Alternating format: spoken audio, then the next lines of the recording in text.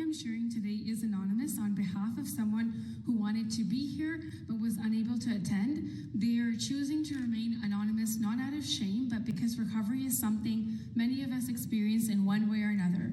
This story could belong to many people, and today I'm honored to lend it my voice. The individual asks that their story be shared in two parts, first as a personal narrative and then as a poem, two ways of them expressing their journey of recovery and encompassing the struggles, the lessons, and their small victories along the way. So starting with the story. Growing up, I learned early what it felt like to be judged. I was bullied about my weight as a child, sometimes loudly, sometimes quietly, sometimes wrapped in jokes that were never really jokes.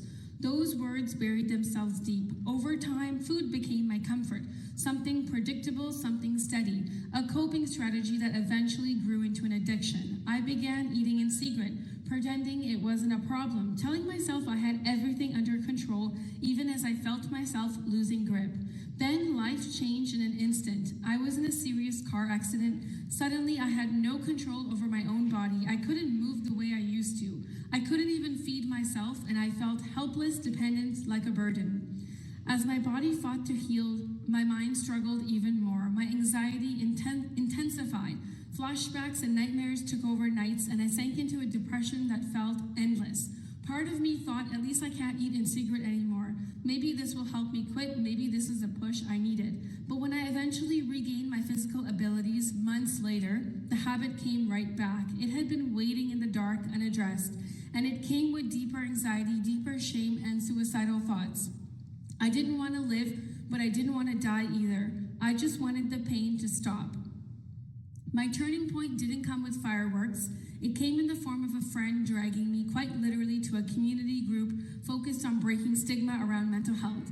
Honestly, I didn't want to go. I didn't think it would help, but I went anyway. And while I was there, a beautiful woman shared her story about being bullied. She talked about some other things, but what I do remember is that she was bullied about her acne as a teenager and how it made her feel like she couldn't be ever seen without makeup, without that mask. At first, I scoffed, and then something unexpected happened, a spark, a small moment of recognition. I realized everyone carries insecurities, even the people who seem confident or brave.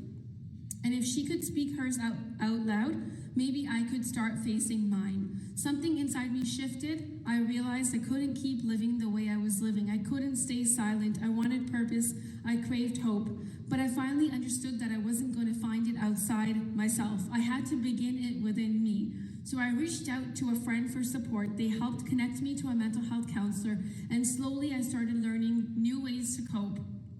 Walking, journaling, talking about my feelings instead of burying them, actually processing childhood wounds I had carried for so long. No, I am not fixed, I am not perfect, but I am healing every day in small steps. And that's what recovery is. It's not a straight line, not the absence of struggle, but the presence of hope, resilience, and willingness to keep going. Today, I stand here not as someone who has it all figured out, but as someone who refuses to give up on myself. And I hope that wherever you are on your journey, whether you're struggling, surviving, or somewhere in between, you know that healing is real and so is hope. So this story is just one example of courage, resilience, and quiet strength that so many people carry every day.